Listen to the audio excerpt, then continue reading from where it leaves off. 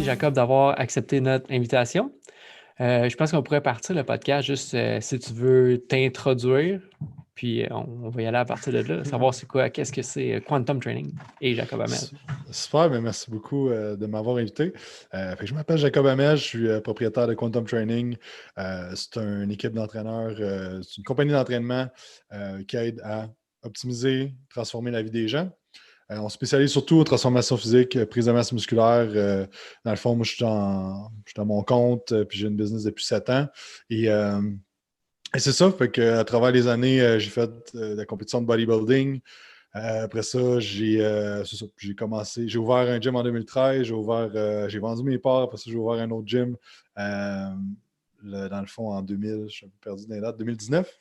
Après ça, je donne des conférences. J'ai une école de formation aussi qui s'appelle Éducation Quantum, où est-ce qu'on forme les entraîneurs, pousser leur connaissance plus au niveau biomécanique, programmation, périodisation, tout ce qui a trait à l'entraînement. J'ai donné des conférences aussi au Québec, en France, en Suisse. Puis dans le fond, j'ai écrit un livre aussi, l'ultime guide de prise de masse.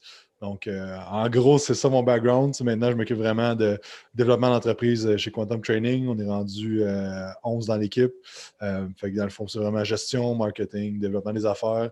Et depuis un peu plus qu'un an, je fais du coaching d'entreprise aussi pour aider le monde soit qui commence ou même que ça fait des années qui veulent vraiment comme scale leur compagnie, qui veulent optimiser les affaires, être plus libre, avoir plus de revenus, avoir plus de fun, aider plus de gens. Donc, c'est vraiment ça que... Est-ce que c'est strictement dans le domaine de l'entraînement ou tu aides aussi des gens qui sont dans des domaines complètement différents? C'est sûr que l'entraînement, c'est ce que je connais, c'est mon expertise. Mais tu vois, j'ai une clinique d'esthétique aussi que je coach.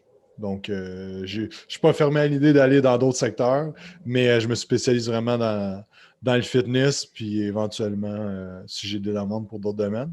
Mais je veux vraiment nicher plus dans le fitness parce que c'est ce que je connais, c'est ce que j'aime. Puis mon but, euh, notre mission chez Quantum Training, mon but personnel, ça a tout été de changer le monde de l'entraînement au Québec. Il y a tellement de bro science, d'affaires, comme de mythes encore. Vous savez, on entend des gens qui pensent qu'il y a encore des choses que tu dis, ouais, voyons, comment ça que les gens pensent encore de ça? Donc, moi, ça a toujours été ma mission d'éduquer les gens pour changer le monde de l'entraînement pour que ça soit mieux. Et bien là, par l'éducation, je me suis rendu compte que si j'aidais un coach j'augmentais les connaissances de ce coach-là, il pouvait aider plus de monde. Puis après ça, si je peux aider les coachs aussi à avoir plus de clients et optimiser leur service, là, on va encore aider plus de monde. Donc, c'est vraiment ça a comme découlé de comme, OK, c'est pour ça que je veux rester plus dans le monde du fitness là, au niveau d'aider parce que ce que je veux, c'est que le Québec et la francophonie aient mieux au niveau de la santé, de l'entraînement et tout ça. Oui, parce que c'est vrai qu'au niveau, disons, de l'information qui est disponible en français, les podcasts en français qui parlent de la santé, qui parlent de l'entraînement, il y en a vraiment moins de disponibles. Puis je ne sais pas si aussi la qualité aussi. Je ne sais pas pour toi, mais moi, on dirait que je suis un petit peu plus réfractaire à aller vers un podcast français versus aller à un podcast anglophone où est-ce que peut-être tu sais, là, ces gens-là, ils ont des millions de personnes, c'est ça leur travail, puis on dirait que c'est plus sérieux ou peut-être qu'ils font ça depuis plus longtemps aussi, eux autres. Ouais, mais je pense que ça revient aussi à la phrase c'est quoi, là, il n'y a aucun prophète dans son pays ou quelque chose de même. Là. Tu sais, le fait que. Tu sais, le pire, c'est qu'au Québec, on a tellement des bons coachs, on a tellement des bonnes personnes que des fois, tu sais, ça me fait penser un peu à Eric Falstro, que à un moment donné, je parlais avec, il était comme, tu sais, j'ai du monde d'Australie qui vient de faire des internships avec moi, j'ai du monde d'Europe, il n'y a pas de Québécois qui fait des internships avec moi, tu sais. Chris Thibodeau, c'est la même affaire. Il est big shot en Australie, partout au Québec. Il est connu, Chris, mais c'est comme jamais autant.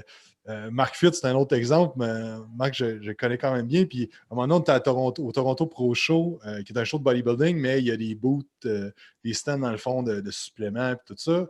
Puis, Marc avait un booth avec Rise là-bas. Mais à Toronto, il y a des files, des lignées de monde qui attendent pour aller le voir. Puis au Québec, le monde, ils font juste chialer contre lui parce que c'est comme. Des fois, tu as du succès. C'est pour ça que je pense que c'est pas nécessairement que c'est pas bon qu'est-ce qu'on fait au Québec. C'est juste souvent, on a tendance à penser que c'est mieux vu que ça vient d'ailleurs, mais on a vraiment des bons experts au Québec. On a vraiment des bons podcasts. Le vote, c'est super bon. Il y a plein de podcasts au Québec qui sont super bons, qui ont de la qualité. Mais je pense que ça s'en vient. Pour vrai, vous le voyez à travers les années à faire des podcasts, mais ça devient de plus en plus à la mode d'écouter des podcasts, tandis qu'aux États-Unis, ça fait longtemps que ça existe. Donc, on est tout le temps un peu en retard au Québec. Donc, je pense que c'est peut-être juste ça, la façon que les gens consomment l'information qui commence à s'en venir vers plus ce podcast. On dirait que ce thème-là, moi, je l'ai vécu vraiment dans les voyages, où est-ce que tu es tout le temps porté à aller voyager comme ailleurs, puis à, disons, t'émerveiller par le coucher de soleil d'un autre pays, mais alors que tu prends même pas le temps de regarder le coucher de soleil ici ou le ciel étoilé. Tu es tout le temps porté à comme aller le plus loin possible ou aller à l'extérieur, alors que ces petites épiphanies-là, ces prises de conscience, ben, sont disponibles juste là. Ouais, 100%. Ouais, c'est vrai, 100%. J'étais allé, mettons, moi, je ne suis pas de Trois-Rivières. En fait, je viens de Saint-Jean-sur-Richelieu. Puis on dirait que j'étais allé monter plus souvent le Mont-Saint-Hilaire depuis que j'étais à Trois-Rivières que quand j'étais là. T'sais. Puis là, à Trois-Rivières, ben, je suis comme jamais allé au parc La Mauricie, mais je m'en vais tout le temps ailleurs. Fait que, tandis que le parc La Mauricie, tout le monde dit que c'est vraiment beau. Je trouve que c'est con. Puis d'où est-ce que c'est parti, ce désir-là, d'aider les gens, de montrer une autre facette de l'entraînement que toi, tu voyais? Écoute, je pense que je me cherchais vraiment beaucoup quand j'étais jeune. Puis c'est vraiment à travers l'entraînement que j'ai commencé à m'entraîner, j'ai commencé à avoir des résultats. Puis là, j'ai commencé à avoir des gens qui me demandaient des conseils. Puis là, quand j'ai vu que les gens aimaient ça, les conseils que je leur donnais, qu'il y avait des résultats, qui étaient contents, je pense que ça a comme été comme un genre de petit fun. Ouais, c'est ça que j'étais comme, c'est cool. J'avais l'impression de changer quelque chose dans la vie des gens, d'améliorer, puis c'est ça, d'améliorer les choses. Puis, de mes valeurs principales, c'est l'évolution, puis c'est de transmettre ça au monde. Fait que c'est un peu inné dans un sens de vouloir aider les gens, mais ça a vraiment été en le faisant que j'ai comme, OK, ouais, j'aime ça, le sentiment que ça me procure, puis la relation qu'on peut bâtir, puis le fait d'améliorer la vie des gens. Là. C'est quoi tu parlais, tu t'aidais beaucoup d'entrepreneurs, de gym à vouloir scale leur business. Est-ce que, ben, j'imagine que c'est unique à chacun, mais est-ce qu'il y en a qui veulent juste avoir plus de clients ou il y en a qui veulent se dire, OK, ben, moi, je suis le prochain énergie cardio, là, je veux des gyms partout. Puis de là, qu'est-ce que tu vois, mettons, comme faille chez ceux qui n'ont pas beaucoup de clients? Genre? Mm-hmm. Ouais. Ben, en fait, j'ai du monde qui sont en start-up. J'ai du monde, ça fait 5 ans. J'ai du monde qui ont des gyms et des employés. Fait que c'est tout le temps, là, dans le fond, là, une compagnie, c'est comme un être humain. Il y a le bébé, il y a la croissance, il y a l'adolescence, il y a la maturité, il y a tout ça. Donc, c'est propre à chacun où est-ce que tu es rendu dans le développement de l'entreprise parce que ça peut faire 30 ans que tu es en business, mais tu peux être encore en phase de start-up. Tu peux être encore travailleur autonome, mais pas de business. Fait que, ça dépend tout le temps de l'objectif du monde et pourquoi ils le font aussi. Il y a des gens qui sont comme moi, tu sais, des employés, moi, je veux pas avoir ça, je veux pas avoir de gérer, je veux juste faire mes petites affaires, être bien là-dedans. Puis c'est bien correct. Fait que, ça, mais la principale affaire que je vois dans le fitness, c'est que les gens pensent que à cause qu'ils connaissent leur affaire, les gens vont venir à eux. Ça, c'est la pire erreur parce que tu vas tout le temps avoir des clients à compte-gouttes. Tu ne seras jamais capable de vivre de ta passion. Fait que, souvent, des gens qui vont dire c'est pas compliqué de faire connaître, sois bon, puis les clients vont venir à toi. Oui, mais ça, c'est vraiment juste la base. Là. Comme tu ne peux pas te ramasser. Parce que c'est tout le temps une question. Exemple, tout est comme OK, ben moi, je veux vivre de ça, j'ai besoin de faire tant d'argent par année, je vais aider tant de personnes. Mettons, je vais avoir 50 clients mensuels en suivi ou 50 clients que j'ai qui me paye tant par mois pour tout ça. Mais la vitesse à laquelle tu as atteint ton 50, c'est toi qui décides. Ça peut te prendre 20 ans, comme ça peut te prendre 2 mois. C'est vraiment ce que tu es prêt à faire comme action pour ça. Te faire connaître, faire de la bonne job, c'est la base. C'est comme, moi, quand le monde me dit ça, je me dis, mais non, mais ça, c'est comme du déjà acquis. Là. Mm-hmm. Comme, on n'a pas besoin de parler de ça. Là. Tout le monde sait que si tu ne fais pas une bonne job avec tes clients, tu n'auras pas de référence, puis le bouche à oreille, ça ne fonctionnera pas. C'est comme juste la base. Fait que c'est plus une question de mindset de baisser ton ego, de dire comme je suis pas le Messi, OK? Tu sais, comme tu peux être super bon en entraînement, mais t'es pas de shit qui va changer le monde juste à être là. C'est juste de se rendre compte de ça puis de se dire, ben, comme je dois faire des actions pour aller chercher des clients. Parce qu'il y a beaucoup de coachs qui se sont dit, ben, moi, c'est pas vrai que je vais faire des vidéos sur Instagram ou sur Facebook. C'est pas vrai que je vais aller commencer à parler au monde. C'est pas vrai que je vais. Mais l'affaire, c'est que toi-même, tu te freines dans l'atteinte de tes objectifs. Parce que, tu sais, si, exemple, tu dis, ben moi, je vais aider 50 personnes, puis je vais faire, mettons, 6 chiffres de chiffre d'affaires cette année, ben, tu sais, qu'est-ce que ça va t'apporter d'aider 50 personnes puis d'atteindre les 6 chiffres? Ben, tu vas peut-être avoir plus de liberté, tu vas avoir un sentiment d'accomplissement, tu vas te sentir évoluer, tu vas te sentir partagé, tu vas te sentir changer les choses. Puis là, tu es en train de me dire que tout ça, dans le fond, ce que tu veux atteindre, tu ne veux pas le faire parce que tu n'es pas capable, que tu dis que ben non, moi, je ne ferai pas d'action pour ça, les gens vont venir à moi. Mais si tu es en mode passif, tu vas peut-être l'atteindre un jour, mais ça va être super long. Fait que c'est vraiment d'aller vers l'avant, vers les clients, puis d'aller comme prendre responsabilité de notre succès, en fait. Là, ça Penses-tu que revient c'est pas mal à une ça. façon de se protéger un petit peu? Tu sais, de se dire, bon, mais c'est pas si grave que ça si je ne l'atteins pas maintenant. Tu sais, on dirait qu'avec des actions, des fois, tu peux vraiment te montrer tel que tu es, puis te dire que ça, c'est important pour moi. Tu sais. Puis là, on dirait que tu es comme, non, c'est important, mais tu sais, ça ne me dérange pas trop que ça y aille tranquillement. Tu sais, tu veux comme pas nécessairement t'exposer vis-à-vis l'échec. Tu as peur de l'échec au point où est-ce que pour toi, tu fais juste mettre quelque chose de flou dans le monde puis te dire, ben moi, j'ai pas nécessairement de but. Tu sais, je fais ça, puis je pense que c'est Ouais, dangereux, ça. 100%, puis tu as dit un bon mot qui revient souvent, souvent, c'est la peur. Puis souvent, la peur peut être. On peut la cacher par d'autres mots. Quelqu'un qui est perfectionniste, souvent, il a peur du jugement des gens. Quelqu'un qui ne passe pas à l'action parce que c'est pas le bon moment, il a peur de. Fait que la peur, ça vient vraiment, vraiment, vraiment souvent. Puis à tous les niveaux, tu sais. Moi, je dis tout le temps, le monde, quand tu t'en vas dans l'entrepreneuriat, tu embarques d'un manège, là, puis ça va se faire aller de même pendant des années, tu sais, puis tu décides dans quel manège tu embarques aussi, tu sais. Fait que faut que tu sois prête à vivre les montagnes russes, puis tu vas avoir peur. Tu vas avoir peur vraiment souvent. Puis à tous les steps que tu vas prendre pour avancer vers l'inconnu, tu vas avoir peur. Engager ton premier employé, faire ton premier vidéo Facebook, faire un live, faire un podcast, acheter une bâtisse, scaler, investir dans un coaching d'entreprise. Là, après ça, on peut passer. Puis moi-même, j'ai un coach, puis je parlais, moi, de certaines peurs que j'ai là, mais lui, il a 600 gyms. Fait que, tu sais, lui, il est comme, il dit, c'est normal. Je vis la même affaire, moi, parce que je suis en train de faire un investissement de 6 millions. Mais c'est tout à différentes échelles. Fait qu'il faut juste comprendre qu'on va toujours avoir des peurs. Il faut juste les amadouer, les comprendre. C'est pourquoi ça me fait si peur, puis d'aller creuser un petit peu notre peur. Puis c'est autant, si on revient au coaching, il y a des gens qui ont peur d'aller s'entraîner pour le jugement, pour ne pas être jugé. Il y a plein de peurs. Pourquoi tu ne manges pas bien? Des fois, c'est une peur que les gens t'aiment plus. Tu sais, quelqu'un qui est très gros, des fois, je ne sais pas, on peut utiliser le terme gros en 2021, là, qui est en surpoids, là, mais qui n'est pas à son poids santé. Là. Ouais, bien ramené, parce que là, c'était lourd. Là. Donc, mais tu sais, il peut peut-être avoir peur que les gens ne l'aiment plus parce que lui, son identité, ça a été d'être la personne en surpoids, funny toute sa vie, puis là, a peur que les gens ne l'aiment plus. Fait que tout revient toujours aux peurs dans toutes nos sphères, puis c'est juste de comprendre les peurs, puis un coup, tu comprends.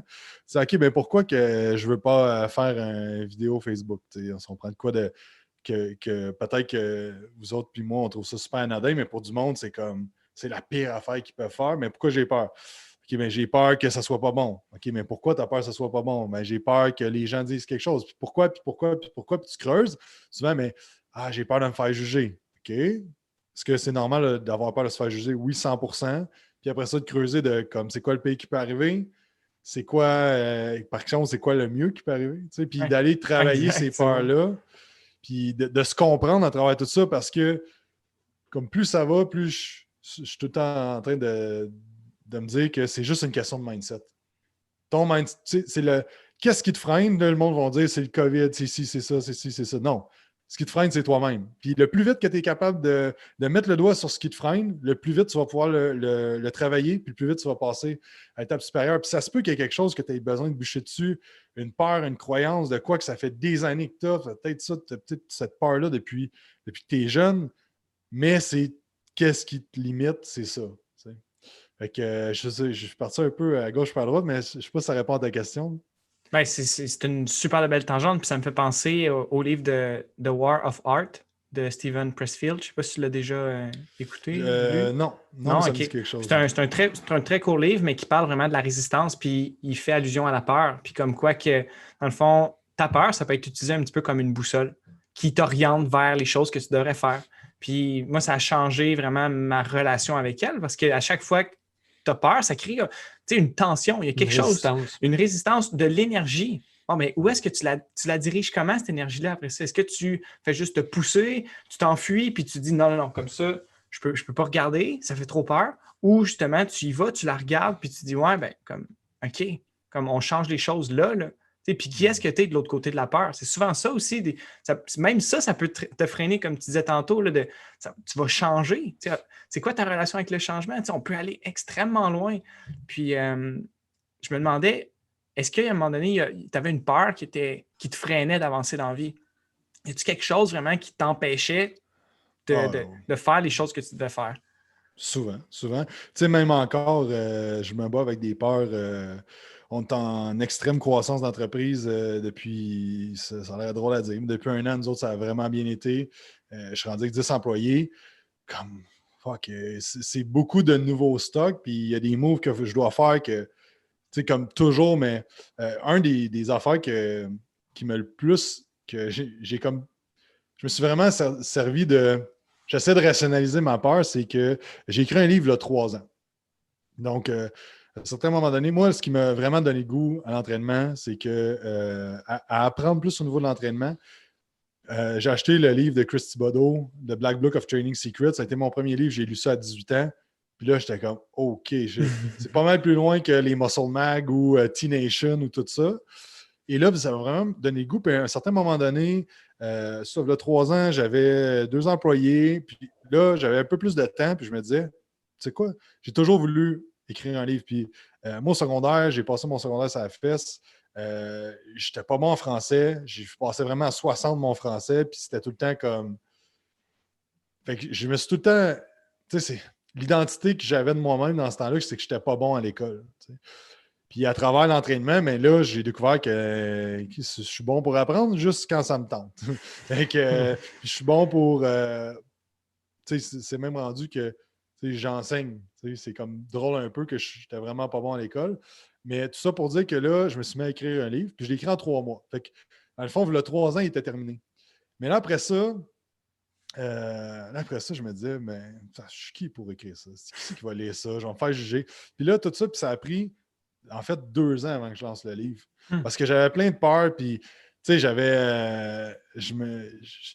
je me trouvais tout le temps plein d'excuses. C'est parce que là, il faut que j'investisse de l'argent dans le livre pour le faire faire. Puis il y avait tout le temps 56 000 à faire. Puis tu sais, même à un moment donné, j'étais comme, je vais le faire en PDF.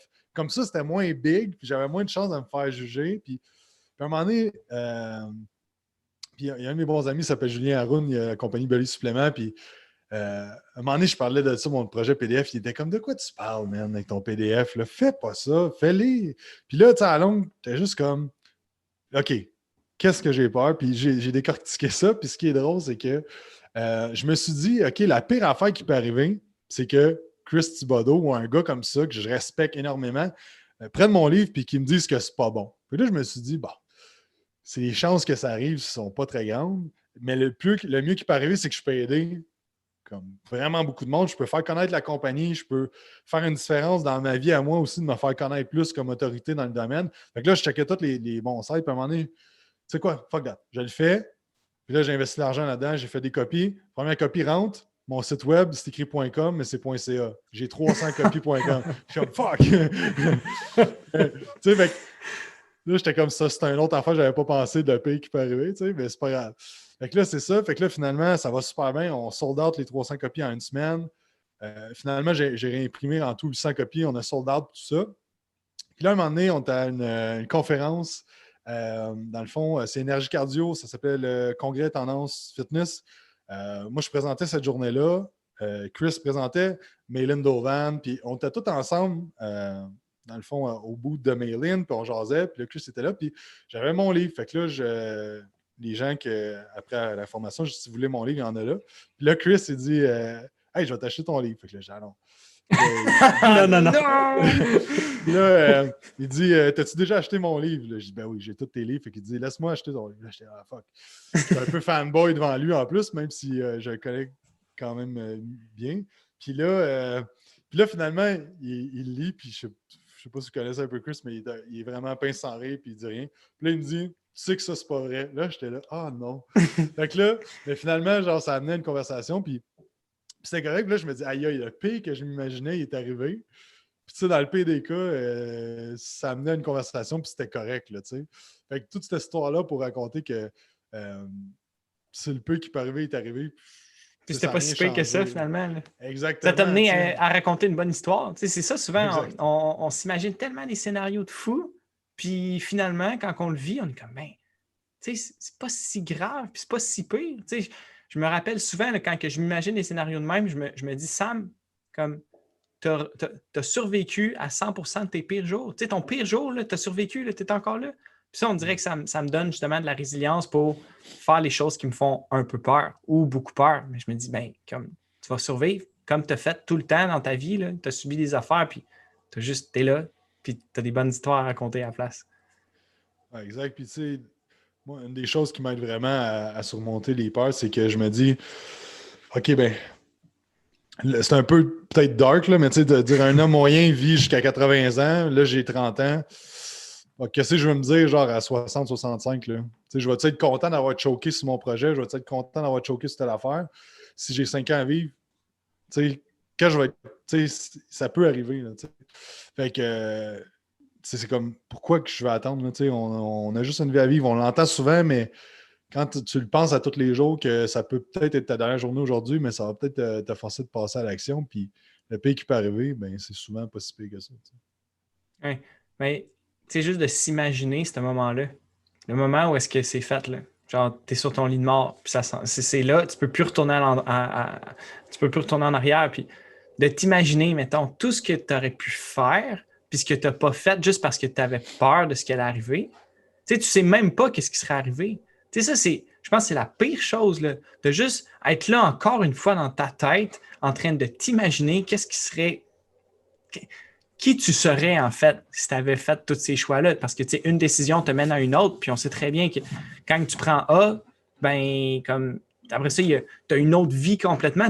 Je sais pas, tu te sépares en deux. Il y a une personne qui a, comme, pas dit les choses qu'il devait dire, puis il y a une autre personne qui a dit les choses qu'il voulait dire. T'es qui, toi, là-dedans? Là? Puis moi, maintenant, ça me fait peur.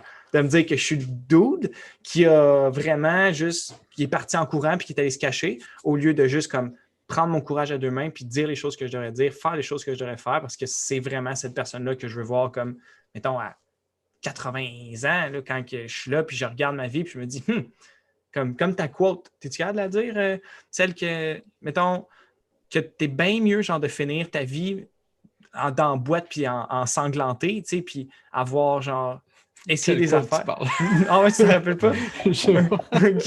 Mais en tout cas, tu sais, d'avoir comme des signes que tu t'es battu, tu sais, qui s'est passé de quoi, plutôt que d'être là dans ton snoogie puis de rien faire, tu sais. Ben, ça, c'est un peu ça. Puis il en parle dans The War of Art, justement, comme quoi que, tu sais, il y a un prix à payer là, pour jouer dans l'arène. Sauf que tout a envie d'être dans l'arène. Fait que les critiques, t'es prends.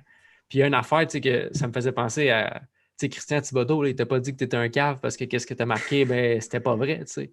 Je veux dire, la plupart des critiques viennent tout le temps du monde, si on peut mettre une hiérarchie sur quelque chose, mais du monde qui sont plus bas. Là. Il n'y a jamais quelqu'un qui fait mieux que toi qui va te critiquer négativement pour te dire quoi que ce soit. Puis je pense que ça peut être aussi un certain réconfort de dire que si jamais il y a une personne qui me critique, bien, est-ce que son opinion vaut vraiment quelque chose pour moi?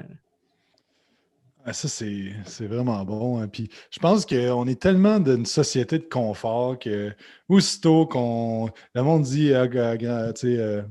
sors de ta zone de confort, mais pas grand monde le font. Fait que, puis moi, j'aime mieux le terme, c'est un terme de PNL, mais juste la façon que tu tournes la phrase, d'agrandir ta zone de confort plutôt que sortir. Parce que sortir, ça te donne la chance de rentrer. T'sais.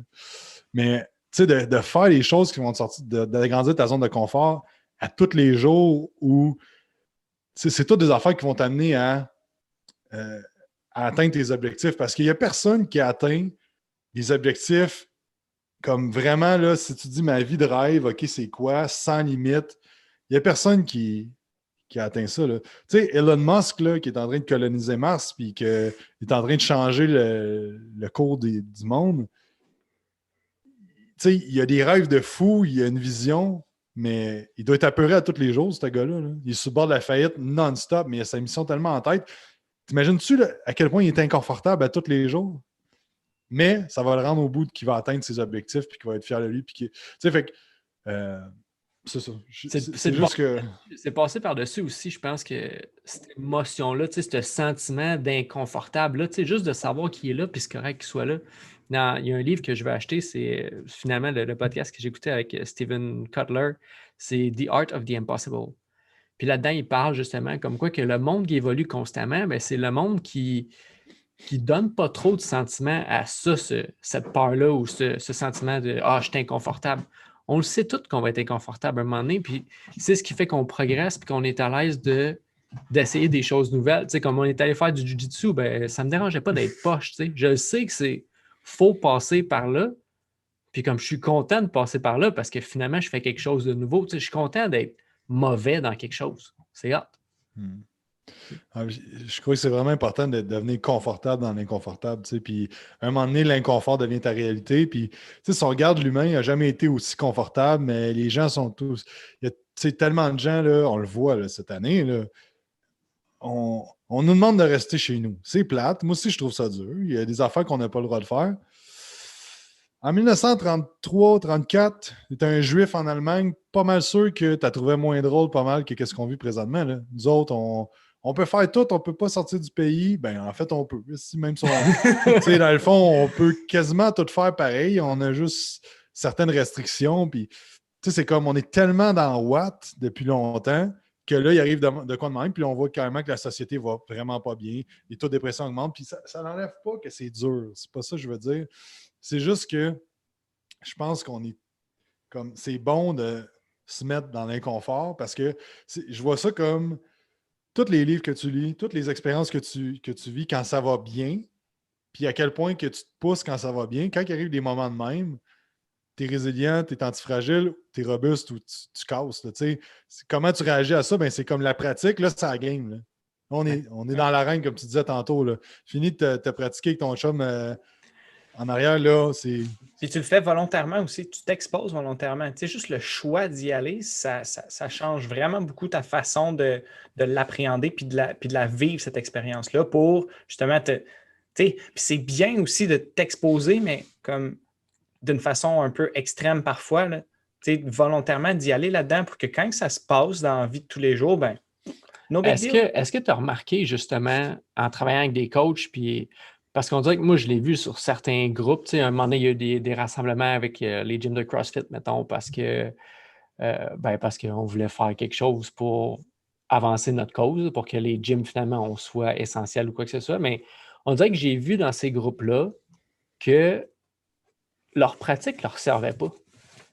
On dirait que j'ai pris conscience que oui, c'était du monde qui s'entraînait, qui était en forme, qui avait l'air à vivre des affaires difficiles à l'entraînement, mais quand que là, c'était la vie, là, puis là, quand que les restrictions arrivent, puis tout ça arrive, ben là, ils sont désemparés. Est-ce que tu as vu ça aussi ou est-ce que. Parce que, tu sais, j'imagine qu'à focusser, à mettre l'emphase sur des temps, des charges, puis tout ça, à mettre tellement tes objectifs là-dessus, tu oublies que ces choses-là peuvent t'apprendre des choses sur toi, peuvent t'apprendre des choses sur la vie. Fait que quand la vie arrive, ben, tu n'as pas ce bagage-là parce que tu viens de sortir de tes 4 murs. Tu sais. Ouais, c'est d'être capable de transposer tout ce que tu apprends dans le gym, dans la vie. Puis moi, j'ai fait du bodybuilding, je compétitionnais en 2012-2017. Puis quand j'ai fait ma première compétition de bodybuilding, c'est la première fois que je réalisais quelque chose jusqu'au bout, puis je lâchais pas. Puis ça a vraiment fait un déclin dans ma tête de comme, OK, je suis capable de faire ça, je suis capable de tout faire. Puis j'ai tout à eu une facilité de transposer ça, mais il y a bien du monde qui ont pas de facilité. Puis même dans les sports, on voit des sports de très haut niveau. Un gars comme Michael Jordan, il a transposé son succès dans d'autres affaires tout de suite. Il y a une télésérie là, sur Netflix de Tony Parker. Même affaire. Transposé tout de suite. Sauf que combien de fois qu'on entend des joueurs de haut niveau NFL, MLB, NHL prennent leur retraite, se font arrêter 2 semaines après pour s'ils ont tout pété dans un hôtel ou whatever, tu sais. Fait que c'est dur de faire ça. Tu sais, fait que c'est pas... Je pense pas que c'est facile pour tout le monde, surtout quand tu es résistant face au changement, que tu n'es pas capable de dire comme j'accepte ce qui se passe, puis je contrôle ce que je peux contrôler, parce que l'humain a besoin de contrôler quelque chose. Puis souvent, on essaie de contrôler l'incontrôlable, puis c'est là que vient l'anxiété, le stress, qu'on se sent pas bien, parce que là, on est comme... C'est pour ça qu'on voit du monde, mettons, aller vers les affaires extrêmes de conspiration, des trucs de même, parce qu'ils essaient de contrôler un narratif, qu'ils essaient de contrôler quelque chose, ou les gens que, justement, qui... Puis je dis pas que c'est vrai ou c'est pas vrai, c'est juste que ça a amplifié ça avec la situation actuelle parce qu'on n'est pas capable de la contrôler. Et c'est ça, j'ai vu aussi ce qui est plate des fois avec du monde qui ont des gyms ou des entraîneurs, c'est que là, ça va faire quasiment 1 an, puis ils ne sont pas encore pivotés. Là. Ils sont encore de « Ouais, mais je suis prêt quand les gyms vont réouvrir. » Non, mais ça va s'en venir. Puis ils n'ont pas switché. Là, parce que là, c'est sûr que ça va pas bien. Là. Tu ne dois pas bien te sentir si tu es en restriction. Ça fait quasiment 1 an là, que c'est comme... Il y a un char qui te traîne, tu as une corde, puis tu essaies de retenir le char, mais il te traîne en arrière de lui. Là, moi, j'ai un petit chien, puis des fois, elle fait ça. Elle s'écrase à terre, puis là, je la traîne, puis là, elle fait juste se laisser écraser. Mais ça demande bien de l'énergie à essayer de te débattre contre une force que tu n'es pas capable de contrôler. Fait que c'est ça, c'est vraiment important d'être... j'aime le terme antifragile. Je ne sais pas si vous avez déjà lu ce livre-là, mais d'être antifragile, c'est un peu, tu parlais du jiu-jitsu ou les arts martiaux. Puis je pense que ça m'a vraiment marqué ce terme-là parce que j'ai fait du jiu-jitsu quand j'avais comme 19-20 ans. Je pesais environ 185-190 livres dans ce temps-là. Puis il y avait une petite madame, ceinture noire, puis elle m'a crissé à terre, genre 20 coups de suite, genre. Puis là, j'étais comme, OK, j'ai compris c'était quoi le jiu-jitsu à ce moment-là parce que moi, je benchais 2 plates, puis j'étais fort, puis j'étais quand même massif, puis comme elle me plantait comme de rien, tu sais. Fait que j'ai comme, OK, c'est d'utiliser la force de l'autre, ben tu sais, c'est antifragile, c'est d'utiliser le stress pour te propulser. T'sais. Fait que je pense qu'il y a beaucoup de monde qui sont résistants, il y a beaucoup de monde qui sont fragiles aussi, qui ont brisé, qui ont juste écroulé, qui ont juste dit OK, moi j'arrête de faire ça. Fait que c'est pas facile d'être de même. C'est encore là, c'est quelque chose qu'il faut que tu travailles constamment à tous les jours. C'est un peu comme le monde qui dit mettons, je suis pas bon à être résilient, mais la première fois que tu as fait du patin, étais-tu bon? Non. Ce que tu as fait pour être bon, c'est que tu t'es pratiqué. Mais tu sais, toutes les skills que tu vas apprendre, c'est un peu la même affaire. Là. Ce serait le fun d'être dans la matrice que tu te fais plugger et tu apprends tout, mais c'est pas de même. T'sais. Mais ça peut être sensiblement de même, mais ça demande une ouverture d'esprit. De quelle façon tu agrandis ta zone de confort encore aujourd'hui? Ben, juste de dire dans quoi je ne suis pas confortable. Fait que ça soit, mettons, ça peut être physique, ça peut dire, gars, j'ai de la misère à me pousser à fond physiquement. C'est sûr que si physiquement, tu n'es pas capable, mentalement, tu n'es pas capable. Fait que j'aime ça me donner des challenges. Donner un exemple, il y a 2 ans, moi, j'adore faire de la randonnée, mais je ne suis pas quelqu'un qui fait de la randonnée souvent. Okay? J'aime ça, mais j'en fais pas souvent. Fait que là, à un moment donné, avec un de mes chums, qu'on aime bien se challenger de même, je dis, hey, on va regarder la randonnée en une journée la plus dure du nord de l'Amérique. Puis là, on tombe là-dessus, puis là, ça s'appelle le truc des présidents, puis c'est au Mont Washington. Mais là, je suis comme, OK, c'est pas si loin. Fait que là, finalement, puis là, genre, ça dit que c'est comme 12 heures. Fait que là, go, on fait ça, puis on est zéro entraîné, là. On prend nos pack-sacs, on commence ce matin à 5 h du matin, on arrive là, au bout de nos cafés, ben dedans, avec nos lampes frontales, on part ça. Puis finalement, c'était vraiment plus long que prévu. Le gars qui avait dit 12 heures, c'était une machine, là. Puis nous autres, ça nous a pris 18 heures, puis on est arrivé dans le milieu au Mont Washington, parce que dans le fond, ce qui arrivait, c'est que tu montes une montagne, tu redescends une. Tu montes une montagne. Dans le fond, il y avait 12 monts, je pense. On en a fait 9 parce que jamais on n'aurait arrivé à temps de l'autre bord. Là. Mais, puis dans le fond, au Mont Washington, c'était pas mal dans le milieu, puis là, il était 4 heures l'après-midi. Puis là, on était. Là, tout le monde arrivait genre avec leur auto, puis leur autobus, et nous autres, on était là, what the fuck? C'est vraiment trop intense. Puis là, on avait notre petite bitch interne qui disait genre, on redescend ici. Puis là, à un moment donné, on était là, non, on est venu ici. Puis c'était les 30 ans de mon chum, c'était cette année-là. Elle dit, non, mais non, on le fait jusqu'au bout. On est venu ici pour ça. Puis là, on est reparti. Puis on est arrivé à 11 h. Il y avait un hôtel de jeunesse en bas. Puis on est arrivé. Puis, tu sais, comme, ça a pris 18 heures, ça faisait 8 heures là, que j'arrêtais pas de me dire je suis plus capable. C'est sûr, moi, de tomber.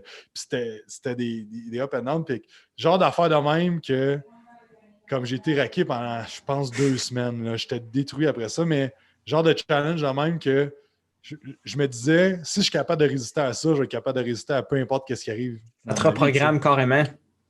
Exact. Fait que c'est de trouver des affaires. Moi, ça a l'air drôle, mais quand je parle d'entraînement, quand tu m'invites sur un podcast où je présente de l'entraînement, je suis vraiment pas gêné. Sauf que quand je suis dans un. Quand il y a personne qui me connaît, je suis ultra anxieux puis je fais de l'anxiété avec les gens. Puis là, je me suis inscrit dans un mastermind où est-ce que c'est des entrepreneurs, mais dans plein de sphères différentes, puis je connais personne.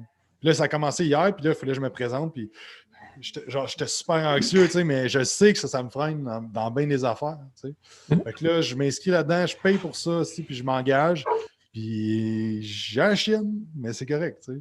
Fait que c'est un peu de même que tu peux agrandir ta zone, c'est juste de te rendre confortable à un certain moment donné dans l'inconfort, tu sais, puis te challenger mentalement, physiquement, faire des bains de glace, des affaires de même, tu sais, c'est des affaires que je pense que tu me disais que vous faisiez ça ces temps-ci. Ouais, ben c'est ça, on vient de là. Tu sais, c'est pas le fun, là. Non. Il n'y a rien de le fun là-dedans, sauf qu'après ça, que tu es fier de toi, tu es comme, hey, je suis capable de passer à travers ça, là. Et rien ne peut m'arrêter. Ouais. Puis après ça, à un moment donné, une fois que tu as trouvé un peu cette confiance-là en toi, mais après, c'est là, on dirait que tu peux te permettre de vivre puis d'essayer encore de plus en plus. Tu sais, c'est le fun, à chaque fois qu'on va, mettons, hiker, faire une montagne, ben, on arrive là avec rien, là. Je veux dire, on n'a même pas de gourde d'eau. On est comme, ben, on est capable de monter puis descendre la montagne. Quand même que ça prend 8 heures, on n'a rien de besoin, là. On a besoin des souliers, puis encore là, pas tout le temps. Ah, mais c'est ça, moi, je trouve que c'est ça la vraie liberté. Tu sais, quand tu peux aller à quelque part puis savoir que tu vas être correct. Puis c'est un gros clash, là. Tu sais, des fois, tu peux te remettre en question, là, savoir, là, wow, j'ai-tu oublié d'amener des choses, il me semble, tout le monde a full gear, puis. Mais non, tu sais, c'est après ça, c'est que tu donnes la permission aux autres aussi de se reprogrammer eux-mêmes. Puis, tu sais, à toutes les fois que tu fais quelque chose qui te sort de ta zone ou qui l'agrandit, mais tabarnouche, on dirait que tu remets tout en question, Ouais, tu remets puis tout en considération. c'est important justement de permettre ça au monde parce que j'ai l'impression que maintenant, là, tu sais, de plus en plus, on est là-dedans, là, où est-ce qu'on a une montre qui nous dit ci, ça, une bague qui nous dit toutes les données sur nous, mais si on est laissé à nous-mêmes, on n'est pas capable de savoir nous comment on se sent et qu'est-ce qu'on veut dans la vie. Fait que c'est une de nos missions à travers la forge, entre autres, que c'est d'augmenter la maîtrise de soi et la connaissance de soi. Hein. Puis la quote, j'en ai une, là, finalement, que c'est dans The War of Art, justement, puis c'est The truly free individual is free only to the extent of his own self-mastery. Puis il dit, while those who cannot govern themselves are condemned to find masters to govern over them. Mm-hmm. Puis moi, ça, c'est une des choses qui me fait peur dans la vie, c'est que je ne sois pas maître de moi-même, mettons. Puis je le voyais beaucoup avec ça, avec l'alimentation, où est-ce que je ne suis pas capable de résister à n'importe quel sucre. Tu sais. Fait que t'as beau être athéiste dans la vie, ben, si tu n'es pas capable de résister au sucre, ben, c'est le sucre ton Dieu, si on veut. Là, tu sais, puis tu es à sa merci. Fait que je trouve que de ramener de la maîtrise de soi aux gens, c'est un cadeau énorme qu'on peut leur faire à travers l'entraînement. Ah, 100%. Puis souvent, on oublie que l'humain, là, tu sais, l'homo sapiens, là, ça fait longtemps qu'il perdure. Là. Tu sais, oui, il ne vivait pas aussi longtemps, puis oui, on vit plus longtemps, on est plus en santé, puis tout ça, mais c'est comme, on oublie à quel point l'humain est résistant, résilient, adaptatif. C'est fou, là, le corps humain, là, comment tu t'adaptes. Là. Tu sais, tu vas être lâché dans le bois, ben, tu vas trouver une manière de survivre. Là. Tu sais, fait qu'on oublie parfois qu'on est pas mal plus tough qu'on pense. Là. Puis, tu sais, c'est David Goggins qui dit quand tu te dis que tu es au bout, tu es juste à 40% de ce que tu es capable de faire. Puis, des fois, c'est bon de pousser. Puis, d'autres fois, il y a des gens qui, en entraînement, surtout, comme si tu avec la pédale, OK, tu te mets trop de stress sur toi, mais la majorité des gens pensent qu'ils sont au bout, mais ils sont clairement pas au maximum. Ben, je pense que c'est une fois que tu es allé vraiment plus loin que ce que tu croyais qu'il était possible de faire, là, tu peux te dire, OK, bon, ben, là, je reconsidère peut-être vraiment que la plupart du temps, j'arrête à 40%. Mais je pense que maintenant, nous arrêtons comme tout le temps ben trop tôt. Donc, on n'a même pas de repères vis-à-vis de ça. On ne se laisse pas la chance, puis tu en as parlé au début, d'être inconfortable. On se donne même plus la chance, là, du moment qu'il fait trop chaud, on a la clim. Du moment qu'il fait trop froid, ben, on a le chauffage. On est tout le temps bien vêtu. On ne se laisse pas cette chance-là d'être inconfortable. Puis je pense que justement, ça nous nuit présentement. Où est-ce qu'on a une situation qui est inconfortable? Puis vu que ça fait des années qu'on prône un peu le confort, ben, on se retrouve justement avec des gens qui sont extrêmement anxieux, extrêmement dépressifs parce qu'ils ne savent pas comment se sortir de ça. Quand qu'est-ce qu'on vit, c'est vraiment pas si pire, en fait. C'est sûr que si tu demandes à quelqu'un qui a fait la guerre, là, qui était à la Deuxième Guerre mondiale, il va dire bah, c'est correct. Là. Ou le Vietnam, whatever. Tu sais, n'importe qui a été à la guerre, qui a vu des affaires horribles que. J'en ai eu une couple de clients à travers les années dans l'armée. Là. Ils dorment pendant genre 2 semaines, ils dorment pas, first, puis ils sont couchés dans des trous de boîte, puis tout ça. Bah, t'es plus résistant pas mal au reste. Là. Après ça, quand il arrive que si il y a quelqu'un qui te fait quelque chose ou whatever, là, fait que oui, 100%. Tout est une question de perception puis aussi de ce que tu as vécu avant. Sam parlait tantôt, là, puis justement, ça vient un peu du multiverse, là, de prendre une décision, puis tu es cette personne-là, ou tu prends une autre décision, puis tu es l'autre personne. Puis ça m'a fait penser un peu à physique quantique, justement. D'où est-ce que tu as pris le nom Quantum Training? Est-ce que tu es un fan de physique ou... Non, en fait, je me souviens pas que. Je pense que j'ai lu la définition à un moment donné, puis je me suis dit, wow, OK. C'est bon parce que dans le fond, c'est la plus petite unité mesurable possible de n'importe quoi. Donc, par exemple, une livre, il y a un quantum qui est la plus petite unité mesurable d'une livre. Puis là, je me suis dit, comment j'ai apporté, c'est que chez Quantum, nous, on focus sur chaque petit détail qui va faire une différence. Fait qu'on va jusqu'au plus petit détail de ton exécution, de ta nutrition, de ton sommeil, tout ça. Donc, ça vient de là, le nom Quantum. First, je voulais aussi quelque chose qui va brander d'autres choses que mon nom personnel pour que ce soit plus grand que moi-même. Parce que j'avais la vision d'ouvrir des gyms, d'avoir des employés, d'autres mondes, puis que ça ne tienne pas juste à moi. Puis comment, mettons, quand tu as parti ton premier gym, c'était quoi le. Parce que, tu sais, moi, personnellement, quand j'ai ouvert mon premier gym, on dirait que c'était juste j'avais pas d'autre option. Comme on m'a dit à un moment donné, pourquoi tu le fais pas? Puis je me suis dit, ben c'est vrai, pourquoi je le fais pas? Puis je l'ai fait, tu sais, sans aucun questionnement, sans nécessairement avoir de peur. On dirait que c'était une des rares fois dans ma vie où est-ce que c'était extrêmement clair que c'est ça que je fasse, puis peu importe ce qui allait arriver, j'allais le surmonter, puis ça allait fonctionner, tu sais. Comment ça s'est passé, le premier gym que tu as ouvert? Puis après ça, ben, le switch, tu sais, avec l'autre. Ouais, dans le fond, en 2013, j'ai ouvert un gym avec un partner. Puis dans le fond, on avait une vision de faire un gym semi-privé, avec du turf, tout ça. Puis on s'est vraiment garoché là-dedans. Dans le fond, je me suis tout. Moi, ma job la plus longue, je pense que j'ai gardé 5 mois. Là. Je pense que c'est 5-6 mois, c'est vraiment mon top. Puis je me souviens même pas. Je dis ça, mais je me souviens pas c'est quel job j'ai gardé 6 mois. Mais j'ai rencontré un gars au gym où je travaillais à ce moment-là. Ça faisait pas si longtemps, j'avais déjà topé le maximum de clients que je pouvais avoir. Puis là, ce que j'avais côté liberté, côté monétaire, puis côté impact, ça faisait pas mon affaire. Puis j'étais comme, OK, il n'y a pas de niveau de trainer là-bas, je peux pas progresser. Ça va prendre des années avant que je sois entraîneur-chef. Ils veulent pas comme que j'aille plus vite. Puis j'ai tout le temps eu que je voulais être mon propre boss, faire mes affaires. Fait que là, dans le fond, avec ce gars-là, à un moment donné, il m'a dit hey, moi, j'aimerais ça m'ouvrir un gym. Je suis moi aussi. Fait que là, on a ouvert ça ensemble, sans, pour vrai, en ce temps-là, aucune connaissance, marketing, vente, gestion, rien de ça. Là. C'était vraiment comme entraîneur en 2013, j'ai ouvert. On ouvre ça. Tu te dis, tout le monde va venir. Gym semi-privé, c'est nice, des bels équipements, petites heures à faire là. Bruit de criquet. Ça allait quand même correct, mais jamais autant que ce que je pensais. Puis vraiment, dans le fond, j'ai été copropriétaire pendant 1 an et demi. Puis à ce moment-là, ça a juste vraiment fait ça. Dans le fond, on s'est enligné dans des visions, des directions différentes, mon partenaire et moi, dans ce temps-là. Puis il y avait beaucoup de friction. Puis mes skills de communication étaient zéro. Fait que ça nuisait beaucoup là, à notre relation ensemble. Puis c'est ça, j'étais vraiment découragé la première année. Là, j'ai vraiment pas fait beaucoup, vraiment, vraiment pas d'argent. Puis là, je me disais, c'est correct, c'est start-up. Mais tu sais, on avait j'avais quand même fait beaucoup de revenus, mais ce qui restait à la fin, c'était minime. Je n'étais pas capable de me sortir une paye. Puis parce que c'était comme il y a plein d'affaires qu'on n'avait pas.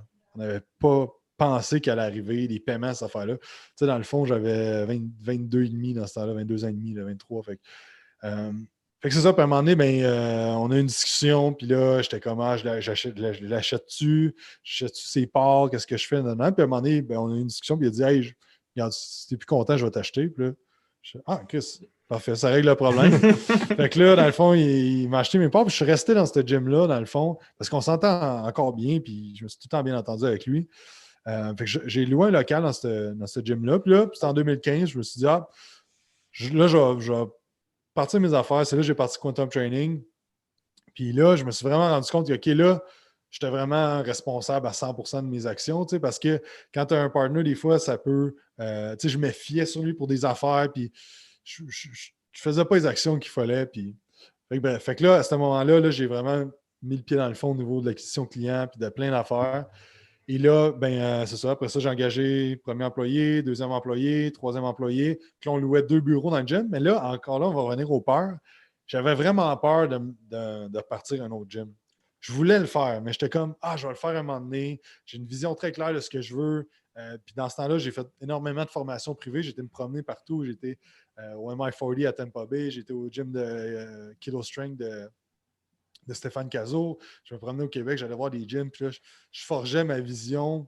Genre, à un moment donné, je vais partir, à un moment donné, je vais me partir, puis j'avais vraiment peur qu'il se repasse la même affaire, que je me plante. Tu sais, pas je me plante, mais que je me retrouve un an plus tard, puis j'étais comme, fuck, qu'est-ce que j'ai fait? Je me suis rembarqué dans J'ai refait la même chose. Ouais. Exactement, tu sais, mais à y repenser, je n'étais plus à la même place, je n'étais plus la même personne, tu sais. Fait que là, tout ça, ça a duré 2015. 2017, j'étais comme, je le fais, mais là, j'étais en préparation de compétition dans ce temps-là. Dans le fond, en 2017, j'avais engagé mon premier employé. Il est parti. Là, j'étais comme, fuck. Là, il y a eu plein de changements, plein d'affaires. Fait que là, ça a comme tout le temps, j'ai tout le temps repoussé ça. Puis à un certain moment donné, là, j'ai commencé à travailler beaucoup sur moi-même. J'ai eu des coachs de business, j'ai eu des coachs PNL, mindset, ces affaires-là. Puis à un moment donné, j'ai travaillé certaines sphères de ma vie que c'est quoi ces peurs-là? C'est quoi ces croyances-là? Pourquoi je les ai? Puis on a décortiqué ça. Puis à un moment donné, je me suis dit, regarde, c'est quoi là? Monétairement, financièrement, ça va super bien la compagnie. On a une bonne croissance. J'ai délégué beaucoup. C'était un de mes gros problèmes. J'étais incapable de déléguer.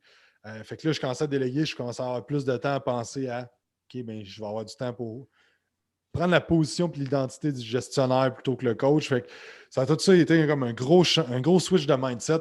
C'est vraiment ça qui a fait la différence. Puis là, après ça, je me suis dit, OK, moi, le prochain gym que je pars, je veux qu'il soit exactement comme que je veux. Je ne veux pas me dire, je ne vais pas prendre ces machines-là parce Faire que... le compromis. C'est ça. Fait que là, j'ai bûché vraiment fort pendant un an, me dire, OK, je vais avoir tant d'argent pour le faire, je vais être capable de financer telle affaire, je vais avoir telle affaire. Et là, c'est là qu'en 2019, ça a été quand même forcé un peu. Ça a été vraiment le coup de grâce, c'est que je voulais le faire, puis j'étais comme, OK, on le fait en septembre. Puis là, le gym où est-ce que je louais mon local, il avait vendu, puis il déménageait d'un autre local. Fait que j'étais comme, garde, c'est le moment. C'est le bon moment. Finalement, mon local n'a pas été prêt au bon moment. J'ai déménagé dans le nouveau gym qui n'était pas fini, qui était en construction pendant comme 2 mois. Puis en même temps, nous autres, ils finissaient de construire tout ça, l'intérieur. Fait que bref, c'est ça. Fait qu'après ça, 2019, on ouvre le gym qu'on a là, sans compromis. J'ai mis 100% de ce que je voulais et tout ça. Mais ça a été comme je me suis battu avec des peurs pendant. Pas battu, mais j'ai négocié avec des peurs pendant des années pour me lancer finalement. Là. Puis là, qu'est-ce qui fait, mettons, que. Tu sais, comment ça, pendant qu'il y a plein de gyms qui meurent de faim, vous, ça va bien? En fait, c'est juste une question. First, OK, on est, je vais dire chanceux, entre guillemets, parce que je ne crois pas en chance, mais j'ai fait beaucoup d'actions pour me faire connaître sur Internet dans les dernières années. Fait que, déjà là, on avait un bon following sur Internet. On avait déjà des produits en ligne. Moi, j'aime ça le marketing, j'aime ça automatiser, faire des systèmes, des affaires de même. Fait que j'avais déjà lancé des cohortes de défis, des affaires de même, des programmes en ligne. J'avais déjà joué avec ça. Fait que quand est arrivé le confinement, OK, on switch tout en ligne. Qu'est-ce qu'on peut faire pour la première étape? Servir nos clients optimalement. OK, on switch tout en ligne, on trouve des solutions. Bon, mais c'est des suivis en ligne, c'est des Zoom trainings, c'est whatever. Puis c'est pas de. Puis c'est ça aussi que au début qui était dur avec l'équipe, puis moi-même, parce que c'est pas full le fun de faire du coaching en Zoom. Là, c'est moins le fun, en tout cas. Mais là, c'est de dire au client, non, c'est vraiment bon. Parce que si tu arrives au client, tu dis, ouais, c'est pas si pire. Si ça fait un job pour l'instant, le client il va dire, ben, je vais juste attendre les gyms vont réouvrir, on va mettre ça sur pause. Fait que ça a été de vendre notre concept de training en ligne, de garder nos clients, de leur offrir plus d'affaires. Nous autres, j'ai investi quand même beaucoup d'argent. J'ai engagé, je ne sais pas si vous connaissez le Fit Cook qui fait des recettes. Je l'ai payé quand même vraiment. Je l'ai payé pour qu'il fasse des recettes privées pour mon groupe où est-ce qu'il dit Hey, salut la gang de Quantum. Puis, j'ai fait beaucoup d'affaires. J'ai investi de l'argent aussi pour que mes clients restent. Puis je leur ai dit à toutes les 2 semaines que les gyms sont fermés, je te donne une séance d'entraînement gratuite quand ça réouvre.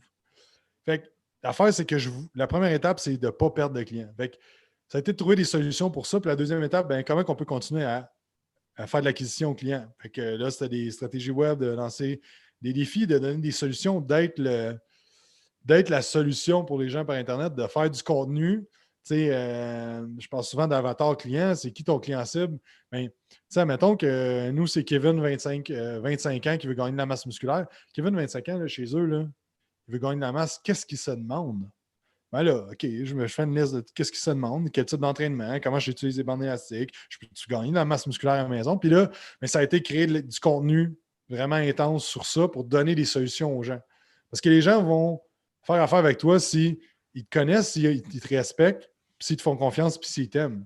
Fait que tu as besoin de bâtir de la confiance. Fait que si tu es la personne qui apporte des solutions pour eux, ils vont vouloir faire affaire avec toi, puis ça a toujours été ça, puis en fait, c'est simple, mais c'est de trouver des solutions.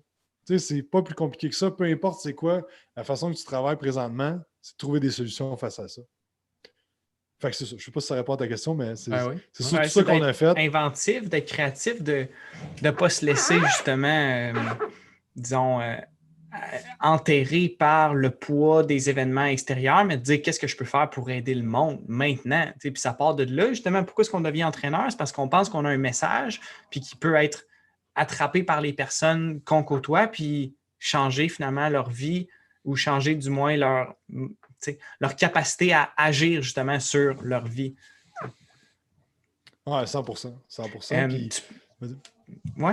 Ben, en fait, oui, OK.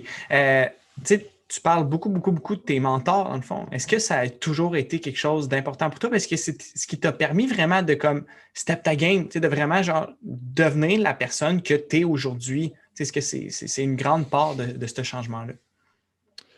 Oui, vraiment. Ben, on apprend tous de façon différente. Moi, je suis un gars que je suis un peu naïf et ma blonde Maurice, elle écoute ça. Parce que des fois, je parle avec du monde, puis comme, c'est sûr, c'est pas vrai, qu'est-ce qu'il dit. Puis moi, je suis juste, ah ouais, merci. Je suis un peu naïf, mais je pense tout le temps que le prochain, mettons, là, on a lancé un défi en janvier, je suis comme, hey, ça, ça va être la meilleure affaire, ça va nous faire, ça va nous mettre sur la map encore plus. Puis je suis tout le temps un peu naïf dans ces affaires-là. Mais tu sais, naïf, c'est nous là, qui mettons une connotation négative à ce mot-là. C'est de la passion, c'est de la beauté envers le monde. C'est de croire en quelque chose de plus beau. Pour moi, naïf, là, il faudrait qu'on définisse un peu c'est quoi.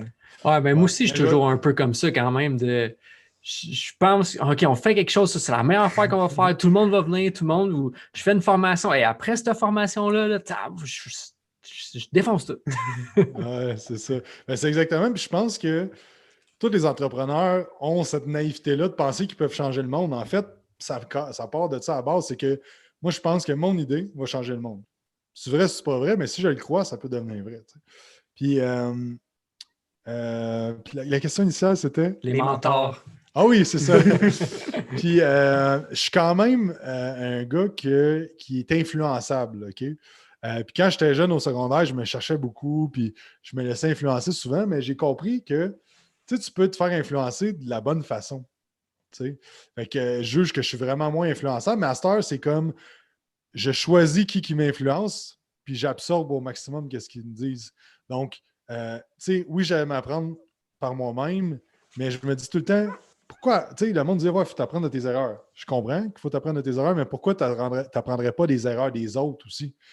Je n'ai pas besoin de savoir que si quelqu'un me dit que si tu te fais frapper par un auto, ça fait mal, j'ai pas besoin de l'expérimenter. Okay? Je peux croire la personne et dire je ne vais pas aller me garocher devant un char, voir si ça fait mal. T'es naïf.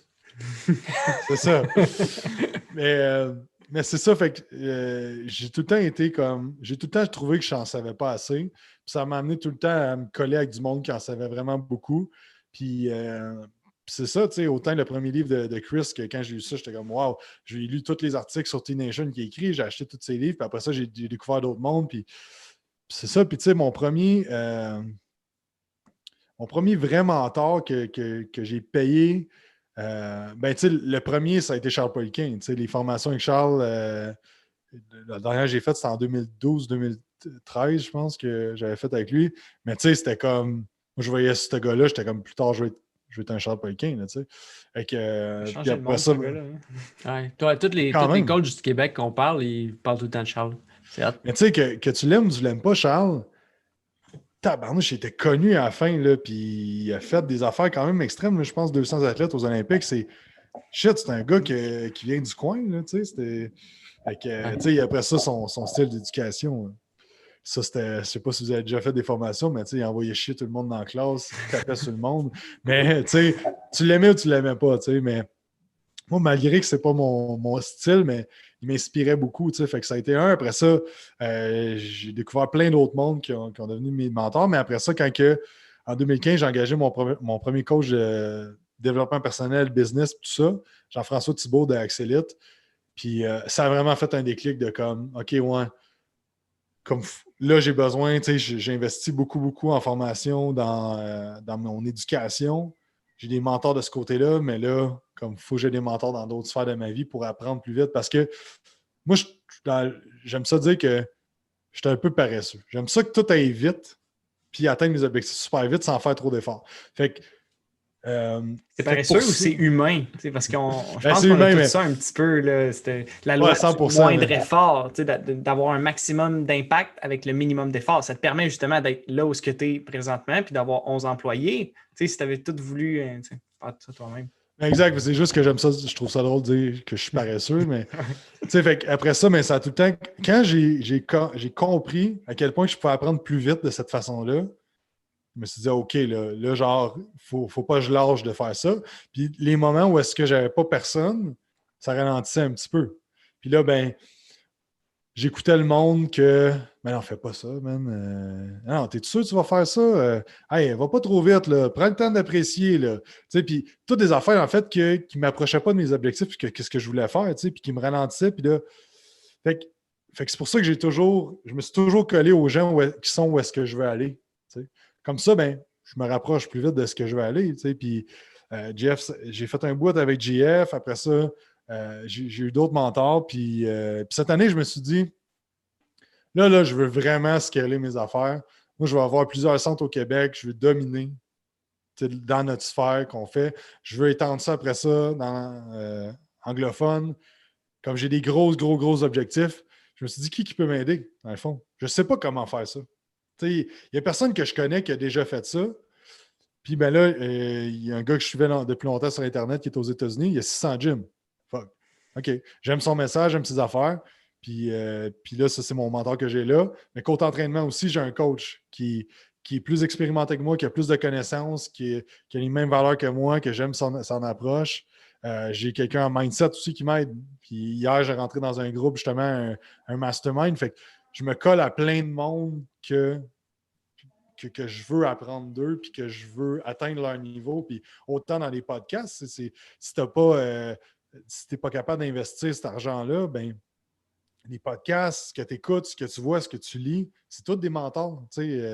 En fait, vous êtes des mentors pour des gens qui écoutent votre podcast. T'as-tu. Dans le fond, tu parlais d'entraînement, tu as un coach qui fait ton plan d'entraînement puis qui. Ouais. Training, nutrition, supplément, Ouais. suivi. Ça, c'est cool, pareil, parce que, tu sais, souvent, puis moi, j'ai déjà eu ce feeling-là de me dire, ben non, tu sais, je suis coach capable de faire mes propres affaires. Ben, je trouve que des fois, ça libère tellement. Ouais, je trouve que ça libère tellement d'avoir, de un, quelqu'un qui pense ces choses-là pour toi, puis de deux, qui est juste plus expérimenté, puis avec lui, tu vas découvrir d'autres choses aussi. Oui, exact. Moi, j'ai toujours eu un coach en entraînement. Mais en fait, j'ai toujours eu un coach en entraînement depuis que je progresse. Tu sais, c'est comme bizarrement corrélé que quand j'étais tout seul, j'essayais mes affaires, j'étais tout le temps brûlé, je récupérais mal, j'avais mal partout, puis là, pouf, j'engage du monde, puis là, ça va bien. Tu sais. Fait que c'est ça, mais c'est parce que c'est que tu apprends. Tu apprends. Moi, mon coach, il a 40 quelqu'un, il fait du bodybuilding, il est super gros dans la médecine fonctionnelle.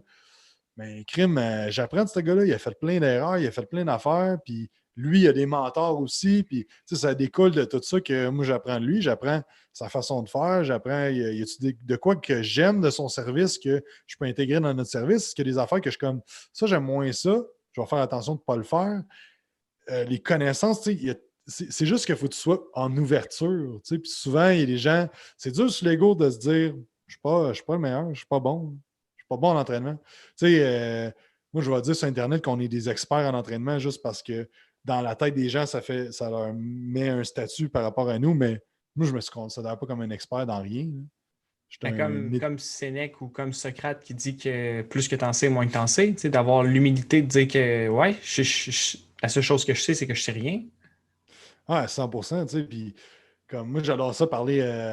Quand je me dis nutrition puis biochimie, je suis pas pire. Je me pogne un talk avec Matt Bouchard, puis là, je me dis, oh, OK. En entraînement, je vais faire un podcast avec Chris. OK. Fait que c'est tout le temps de. Moi, je m'en fais volontairement des ego checks pour pas me laisser enfler par peu importe ce qui arrive. Parce qu'en fait, ça dépend c'est quoi ton but, mais moi, je veux devenir le meilleur humain possible. Je veux. Un affaire de Ed Milet, je ne sais pas si vous le connaissez, mais lui, ce qu'il dit, il est croyant, puis j'aime ça, je ne suis pas croyant, mais j'aime ça penser ça pareil. Il dit, lui, quand il va mourir, il va aller devant la porte, puis il va avoir Dieu qui va lui présenter quelqu'un. Cette personne-là, c'est l'ultime version de lui-même, son plein potentiel qui aurait pu être. Puis là, tu vas rencontrer cette personne, puis lui, il dit, ma pire crainte, c'est que ce soit une personne complètement différente. Fait que, David Goggins. Ouais, c'est ça. Je me demande si ça vient de quelque part, parce que David Goggins aussi, à la fin de son livre, me semble, c'est ça qu'il dit, là. De rencontrer The Man Upstairs, puis de faire comme, ça, c'est la personne que tu aurais pu être, ça, c'est toi. Qu'est-ce que tu as fait? Hein? Ah, exact. Mais j'ai entendu sur un podcast d'Ed Milet, mais ça se peut que ça vient de David Goggins. Mais c'est juste de comprendre que l'humain, tu peux tout apprendre. Puis j'ai parlé vite fait de la matrice tantôt, mais je trouve la matrice tellement un film de développement personnel. Comme quand tu te rends compte du pouvoir que tu as d'apprendre des affaires puis de changer ta vie. Puis que, dans le film numéro 2, c'est plus ce qui est des croyances, des peurs, puis de ce qui te freine, puis tout ça. Puis le fait de te plugger puis d'apprendre, je veux dire, on peut le faire. Ouais. On dirait que plus que le temps avance, plus que je me dis que la matrice, c'est un documentaire. Là. C'est vrai, qu'est-ce qu'il y a là-dedans? Là? C'est pas de la fiction. Là. Non, mais c'est ça pareil, puis moi, je suis content de les découvrir là. Je suis content de les découvrir là parce que je suis pas tant un cinéphile, mais comme Nico puis Charlot qui est avec nous aussi, ils en ont vu plusieurs.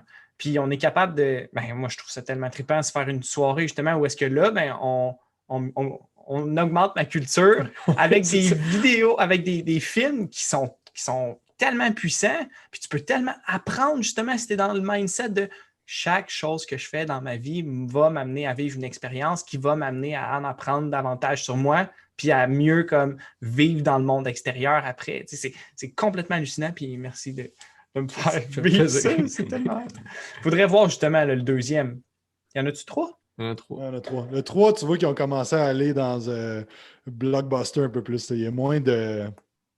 Mais le monde, ceux qui ont écrit la Matrice 1 sont deep dans le développement personnel, c'est clair. Là. Il y a de quoi de puissant dans ce film-là. Là. Ouais. Ben là, c'est drôle qu'on parle de ça parce que tantôt, je sais pas c'est quoi le flash que j'ai eu, mais je pensais à Matrice, puis je pensais au livre, tu sais, au début, là, dans le premier, là, mettons, quand ils viennent cogner à la porte de Neo, il prend des clés dans un livre, là. Puis ce livre-là, c'est le Simulacra, je sais pas quoi. Puis le gars qui a écrit ça, c'est Jean... C'est un vrai livre? Oui, Jean Beaubillard ou quelque chose du genre. Puis là, j'étais allé sur Amazon, puis je me dis, ce livre-là, il faut que je le mette dans... C'est sûr, il faut que je lise ça, là, à cause... Il y a quelqu'un qui a pensé à mettre ce livre-là dans le livre. Puis justement, ce gars-là, Jean, lui, ben, il a écrit sur le fait qu'on vit dans une matrice. Là, puis même Elon Musk, que tu as parlé tantôt, lui, il n'y a rien qui nous laisserait pas croire on n'est pas dans une simulation présentement je veux Que dire, ce serait sûr que non. ben, tout ce qu'on était en train de développer avec l'intelligence artificielle et tout ça, puis de plus en plus, mettons, les Vive que tu mets ou c'est comment ça s'appelle, les réalités virtuelles, ben, ils ont l'air de plus en plus vrais. Fait qu'il n'y a rien qui nous dit qu'un jour, on n'aura pas vraiment l'impression d'être dedans puis qu'on n'est pas présentement dedans. Tu sais. Mais en sachant ça, ça peut être freakant, mais en disant ça, tu es comme, OK, ben, j'ai aucune limite dans ce que je peux faire, j'ai un potentiel illimité, je peux apprendre qu'est-ce que je veux, je peux développer qu'est-ce que je veux. Puis c'est ça qui. C'est de même, il faut que tu le vois. Là, parce que si tu veux, c'est pas vrai, on s'en fout. Mais moi, ce que je sais, c'est que quand je pense de quelque chose, quand je me mets des croyances propulsantes, puis que je travaille sur un projet, puis je me donne à fond, mais ça se réalise. Fait que, c'est fou comment est-ce que ça définit tout le reste. Tu sais que justement, tu te mets des objectifs, puis on dirait que tu te mets des objectifs ou tu te mets des barrières, mais c'est exactement ça qui va se créer. Tu sais, que tu veuilles aller là ou que tu veuilles aller là ou que tu veuilles aller en dessous, peu importe. Puis que même si c'est ton subconscient, ben, comme genre la vie va vraiment être modelée par ce qu'il y a à l'intérieur de ta tête. Puis ça, tu sais, ça peut te faire peur ou ça peut te propulser à genre, ouais, il faudrait peut-être que je devienne conscient de ce qui se passe à l'intérieur de ma tête. Puis, est-ce que tu as des pratiques, disons, pour, disons, style méditatif ou est-ce que tu pratiques la méditation pour devenir justement conscient de tous ces petits ajustements que tu as besoin de faire presque au quotidien, là, moment to moment? Ben, j'ai pas. Tu sais, j'en fais de la méditation, pas tout le temps. Mais tu sais, je pense que l'important, là, c'est de prendre conscience, plus de dire que, tu sais, oui, c'est bon la méditation, oui, c'est bon de respirer, d'être en pleine conscience, ces affaires-là. Mais je pense que c'est à tous les jours de voir les opportunités puis de prendre conscience, en fait, sur tout ça. C'est de prendre, puis, tu sais, c'est moins facile avec tout ce qui est arrivé cette année, avec le stress, avec toute la situation actuelle. C'est moins simple de prendre une seconde et de dire OK, là, je suis là présentement, il n'y a pas de danger, je suis stressé. Tu sais, un lion qui me court après quelque chose. Non, tout va bien. Puis c'est quoi mon intention positive aujourd'hui, puis qu'est-ce que je veux atteindre comme objectif, puis quelle personne que je veux devenir. Tu sais. Un exercice vraiment fort, j'ai fait en début de l'année passée, puis je refais quand même assez souvent, puis je pense tout le temps à ça, c'est que je me dis si la porte ouvre, Jacob, dans 10 ans, il rentre. OK? Le Jacob que je veux devenir dans 10 ans, il rentre. Qu'est-ce qui est différent de lui par rapport à moi? C'est quoi ses skills? C'est quoi ses compétences? C'est quoi ses habitudes? Comment il se tient? C'est quoi sa prestance? Qu'est-ce qu'il dit? Comment il est avec les gens? Puis là, j'écrivais toute une feuille de papier. Puis là, je mettais tout ça, mettons, dans 10 ans, puis moi, présentement. Puis là, présentement, moi, mettons, OK, ça serait un bon leader. Il serait un 10 sur 10 au niveau de son leadership. Présentement, leadership, je me juge quoi? Je me souviens, l'année passée, j'ai écrit 5 sur 10. Là, je fais toutes ces affaires-là, toutes les qualités, toutes les compétences, ces affaires-là. Puis après ça, je regarde la feuille et je me suis dit, wow, il y a, par exemple, le leadership, gestion de stress, telle affaire qui n'était pas à 8 ou 9 sur 10. Je me dis, OK, cette année, je focus là-dessus. Puis c'est exactement ça que j'ai fait l'année passée. Je me suis rendu compte, c'est quoi, je me sens pas assez un bon leader. Je sens que je lague de ce côté de gestion, de leadership face aux employés, tout ça. Mais là, j'ai fait des formations, j'ai lu des livres, j'ai écouté des vidéos. Fait que ça m'a juste donné la conscience sur quoi je devrais travailler. Puis après ça, c'est que mon 10 ans, il est rendu 8 ans, 7 ans, 6 ans. Puis mon but, c'est qu'il soit dans 1 an. Tu sais. C'est que dans 1 an, je sois au point où est-ce que je veux être dans 10 ans. Puis je refais l'exercice constamment. Mais je porte attention sur ça, sur les qualités que je veux améliorer. Tu sais. Fait que c'est un type de visualisation. C'est plus de la visualisation que je vais faire que de la méditation. Mais j'en utilise, j'en ai fait une ce matin. J'en fais une fois de temps en temps quand je sens que. Est-ce que tu es fait par toi-même ou tu es fait avec l'assistance d'une application ou de quoi? Ouais, surtout avec l'assistance. Quand j'en fais souvent avec l'assistance, je suis capable d'en faire sans rien. Mais je trouve surtout cette année, ça me prenait vraiment beaucoup d'assistance. Ben, c'est cool une fois. Ben, moi, j'aime ça justement, avoir une méditation guidée ou parce que je pense que nous trois, on est un peu, je dis un peu, on est pas mal autodidacte, si on veut. Là, on se dit, bon, ben, on va apprendre par nous-mêmes. Puis sais, on n'est pas jamais 100% autodidacte parce qu'on apprend tout le temps des autres, mais tu sais, on n'a pas, puis je pense pas que tu aies choisi ça non plus, mais tu sais, le chemin académique, tu sais, si tu dis que tu étais moyen à l'école, bien sûrement que ça s'est arrêté au secondaire, tu sais. Fait que d'un sens, moi, en fait, j'avais plus l'habitude de me dire, oh non, tu sais, je vais me débrouiller par moi-même, je vais faire mes lectures, je vais apprendre par moi-même, tu sais. Mais je pense que c'est toujours bon d'avoir justement une conscience extérieure. Puis moi, je le vis beaucoup en couple dans les dernières années où est-ce que quelqu'un peut te pointer quelque chose, puis si tu n'as pas l'ego trop démesuré, tu es comme, ah, tu as raison, totalement. Faut que j'améliore ça, tu sais. Puis ça, je trouve que ça libère l'esprit de ne pas avoir à toi tout planifier tes choses, savoir qu'il y a quelqu'un qui planifie cette portion de ta vie-là pour toi, puis qui en a déjà fait d'autres avant, puis tu sais que tu es en bonne main. Souvent, la méditation, les gens pensent toujours à genre à faire des avec les doigts puis à croiser la terre. Mais tu sais, comme il y a beaucoup d'affaires que tu peux faire qui est méditatif, là, tu sais, comme tu sais, aller prendre une marche dehors, ça peut être super méditatif. Tu sais, aller jouer un instrument de musique, faire de quoi qui va te mettre dans le moment présent, tu sais, c'est toujours là que les bonnes idées viennent, c'est toujours là que tu te libères l'esprit. Tu sais, fait que la méditation, c'est pas nécessairement d'écouter ta C'est d'aller respiration. dans un état méditatif qui t'amène à rentrer en contact avec toi-même.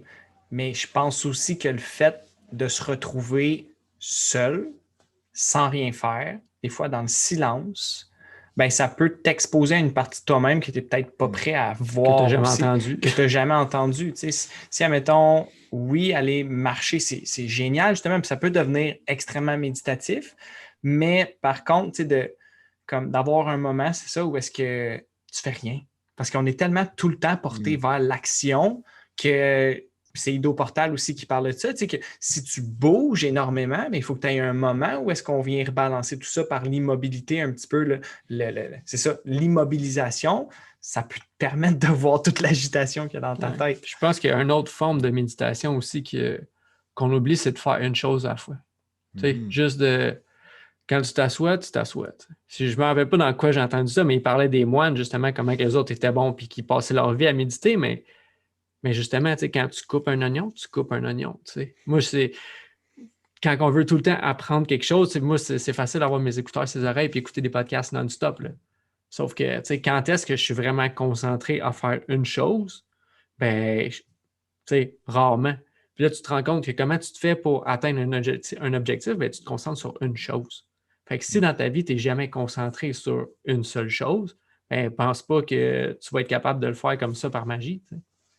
100%. Est-ce que tu as une pratique d'écriture encore? Tu as écrit ton livre, puis est-ce que c'était un one-shot deal ou bien tu continues à faire des exercices quotidiens ou je sais pas? Tu sais, j'aime ça écrire. C'est moi qui écris la majorité des publications sur les réseaux sociaux, des pages de vente, des affaires de même. Je suis plus allé vers l'écriture comme le copywriting, comme comment vendre avec des mots, en fait. Tu sais, fait que c'est plus ça que je dirige mon écriture présentement parce que c'est ça qui fait une différence. Qui te fait avancer. Ouais. Mais tu sais, au niveau de l'écriture, comme je suis pas quelqu'un qui fait du. Tu sais, je faisais des fois du journaling le matin, des affaires de même. C'est pas quelque chose qui, tu sais, je me rends compte qui m'aide tant que ça. J'en fais une fois de temps en temps. Tu vois, j'ai fait un exercice ce matin, justement. Je fais une méditation avec un exercice parce que je sentais que j'avais. Mais tu sais, j'utilise ces outils-là quand j'en ai besoin. Mais mon livre, c'était vraiment un challenge pour moi-même de dire je suis pas bon à l'école, je suis pas bon en français. Tu sais, comme c'était mon identité, je vais le faire. Juste pour me prouver que je suis capable de le faire. Ouais. Est-ce que, tu sais, là, on approche l'heure et demie, là, mais fait, je sais que tu n'as pas de temps, mais quand même, pour le respecter. Ouais. J'aimerais ça, juste une petite question comme ça, là, savoir, est-ce qu'il y a une chose que, mettons, une passion que tu as, que personne ne connaît vraiment? C'est une bonne question. Je joue de la guitare. Il n'y a pas grand monde qui. J'ai joué pendant 4-5 ans dans un band quand j'étais plus jeune. Puis j'ai recommencé à jouer vraiment plus cette année. J'adore le dessin. J'ai fait une session en art plastique au cégep. Mais ouais, ça c'est On dirait que comme j'avais le des paliers. feeling que tu étais quelqu'un qui dessinait. Je sais pas, Ouais. hein? Mais ouais, j'adore l'art. Pour vrai, j'ai un tableau de Salvador Dali. Mon tatou, c'est Salvador Dali avec 4 de ses peintures sur mon bras. Ouais, Tu veux j'adore le l'art. montrer? Ouais. C'est l'autre bord. Je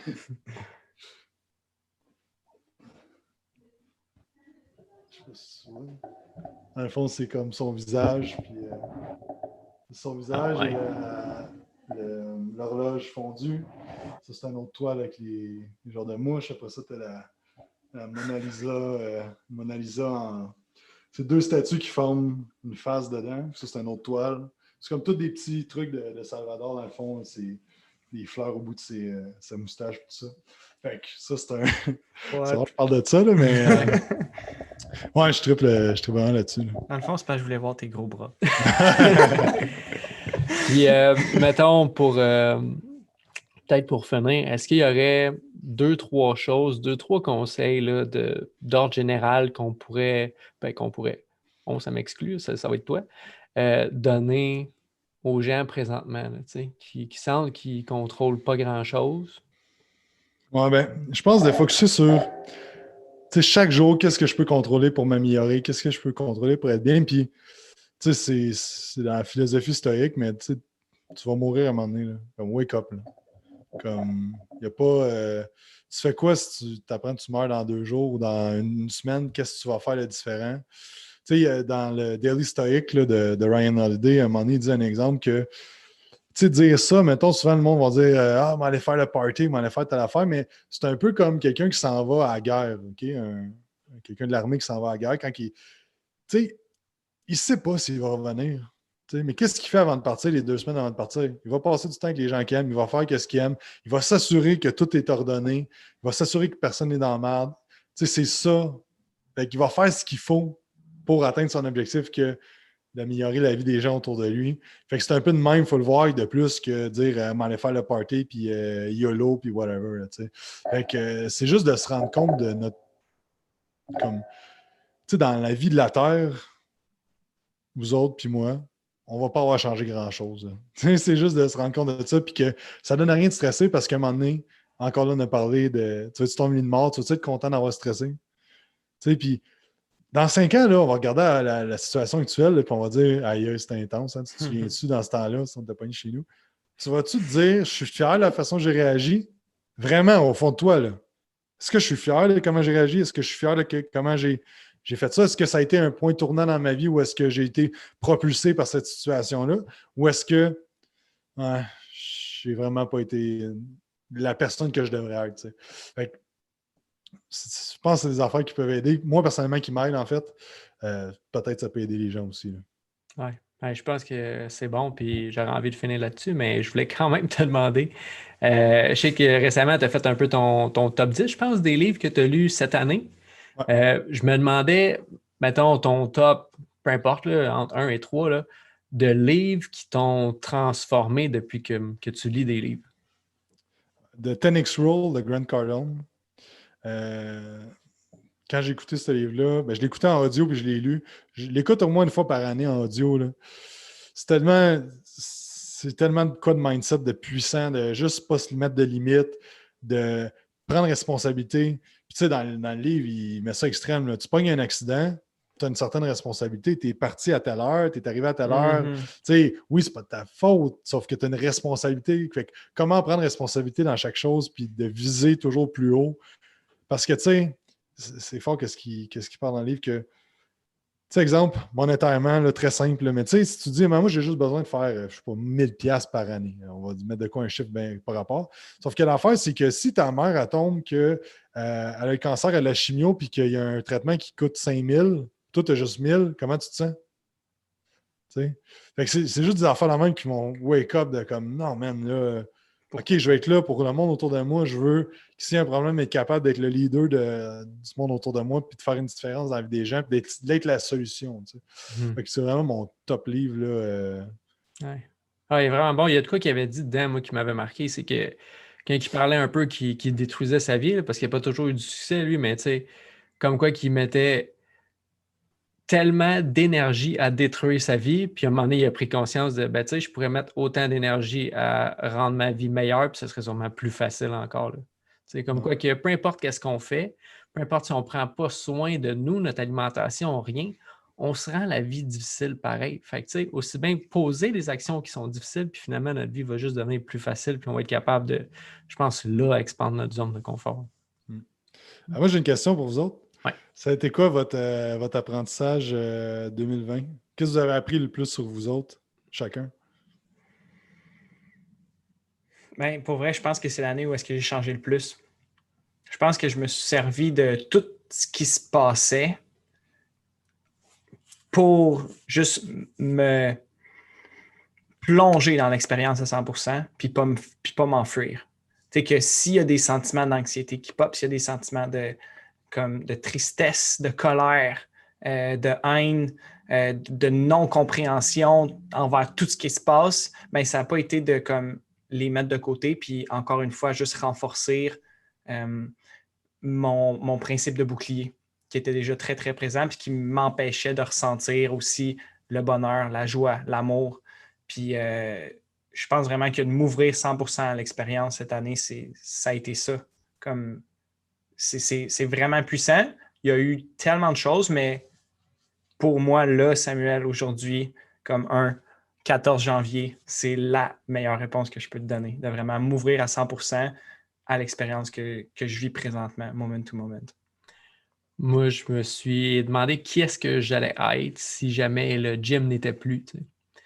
Puis, ça m'a amené à me questionner, mettons, dans un monde où est-ce que on n'aurait pas besoin de gym, parce que j'ai l'impression qu'on va s'entraîner dans un centre d'entraînement juste parce qu'on a un mode de vie qui est tellement éloigné de l'humain naturel qu'on a besoin de ça, tu sais, besoin d'aller recréer un effort artificiel dans un endroit artificiel parce que notre environnement artificiel ne nous le permet plus. Fait que je me disais, qu'est-ce que je peux faire? Parce que j'ai pas l'impression que j'ai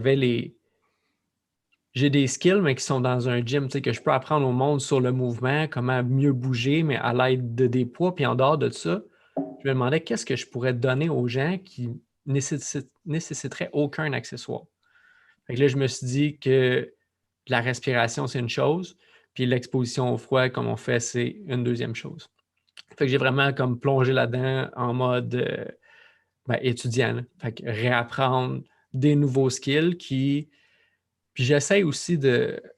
Tu sais, je comprends le point que l'argent, c'est important. Puis moi aussi, éventuellement, j'aimerais ça être capable d'aider ma mère s'il se passe quoi que ce soit, ou peu importe qui est autour de moi qui m'est cher.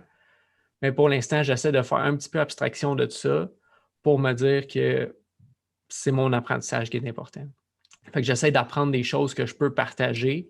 Puis si les gens ont envie de contribuer, mettons, de me donner de l'argent monétairement, éventuellement, ça sera ça. Mais pour l'instant, comme l'exposition au froid, la respiration, c'est deux choses que je pratique. Puis à la limite, la méditation, enseigner au monde comment mieux réfléchir pour finir par faire les meilleurs choix. Fait que des choses qui ne coûtent rien, qui se partagent facilement. Puis là, je suis en train d'écrire le livre que ça fait donc longtemps que je parle que je veux écrire. Fait que c'est ça qui se fait présentement. Puis ça, c'est une autre chose qui, je pense qu'à chaque année, j'en parle à Sam, puis il y a tout le temps full de résistance face au livre. Je m'assois, je l'écris pendant 3 jours, puis finalement, oups, c'est parti. Mais là, je pense que c'est vraiment, c'est le temps, puis je le sais exactement ce que je fais. Là. As-tu déjà fait un engagement comme public que tu allais l'écrire? Non. C'est fait. Oui, c'est ça. Non, c'est vrai, c'est fait. Mais non, c'est vrai que ça m'est. Puis je vois d'où ça vient, ça, mais ça m'est pas arrivé souvent de le dire publiquement à tout le monde, mais plus autour de moi. Là, comme à Sam, on dirait que ça compte plus parce que je ne l'ai pas respecté une couple de fois. Là. Mais ouais, je sens que ça peut aider. Il y a une chose que je m'étais engagé publiquement, puis je l'avais dit autour à tout le monde, c'était quand j'avais fait mes 100 jours de méditation. Je m'étais dit que pendant 100 jours de suite, j'allais me tenir debout à méditer pendant 1 heure. Wow! Puis j'ai appris full de ça. Puis justement, c'est arrivé, mettons, ça ne m'a pas pris 100 jours, là, ça m'a pris peut-être 120 ou 130 jours parce que les premières fois, ça m'est arrivé de choquer. Tu sais. J'étais comme, à chaque fois que tu choques, man, tu fais juste le repousser. C'est le premier challenge que j'ai fait vraiment pour moi. Tu sais. puis sans qu'il y ait un but rattaché à la fin. Je voulais juste me donner un challenge, puis me dire tu le fais parce que tu dis que tu l'as fait, puis pas parce que tu vas avoir complété ton programme, tu vas être plus avoir pris de la masse musculaire ou quoi que ce soit. Non, tu sais. Puis un peu comme Sam, tu sais, ouvre à l'expérience, puis apprends en cours de route, puis fais juste le compléter parce que tu as dit que tu allais le Tu as compléter. sûrement Tu sais. plus appris de cette façon-là que Énormément. si tu voulais comme partager ton expérience à tous les jours ou apprendre quelque chose aux gens après. Tu Ouais. n'es pas dans ton moment, tu es en train de te propulser ailleurs. Tu sais. Mhm. Mais c'est ça, je pense que c'est une chose qui est tough, c'est que dans qu'est-ce qu'on fait, je suis tout le temps en train de lire ou faire quelque chose dans le but de l'enseigner par la suite. Fait que des fois, je trouve que ça nous limite Ça dans prime. l'expérience. Ouais, c'est ça. Vraiment. Comment tu te sentais après 120 jours de méditation? Je sentais que, ben, de un, j'étais vraiment content parce que j'ai l'impression que c'était un gros engagement que j'ai été capable de respecter, mais je me sentais pas. Tu sais, j'ai l'impression que, comme n'importe quoi, quand tu as un trophée, une médaille, ça dure tellement pas longtemps. Là. Tu l'as, puis c'est comme, t'es content sur le coup, puis après ça, bon, ben, gars, tu te couches, puis le lendemain, c'est fini. Là. Fait que c'est plus avec du recul d'apprécier tout le processus qui s'est passé, qui, pour moi, était quelque chose. Puis, tu vois, après le 100 jours, j'ai voulu prendre une pause, tu sais, arrêter de faire ça. Mais j'aurais pu continuer facilement parce que l'heure que j'investissais là-dedans, elle est disparue quelque part. Comme je ne suis pas plus productif, là. J'ai juste 1 heure de moins de méditation dans ma journée. Tu sais. Fait que c'est prendre conscience de ça. Je pense que c'est Sam qui m'a aidé à prendre conscience de ça. Il m'a dit, tu fais quoi maintenant avec l'heure que tu méditais? Mais je sais pas, elle s'est évaporée. Fait que c'est juste de mettre ça à l'horaire puis savoir que si tu veux vraiment le faire, tu vas avoir le temps de le faire, peu importe quoi. Puis toi, Très ton cool. année 2020, qu'est-ce qui a ressorti de ça comme principalement? Ouais, je pense qu'en adaptation, ça a vraiment été ça. Là. Tu sais, ça a quand même été tough mentalement cette année avec tout ce qui est arrivé au niveau de la gestion aussi de la compagnie et tout ça. On a eu une bonne année, mais ça a été l'année que j'ai trouvé le plus dur mentalement.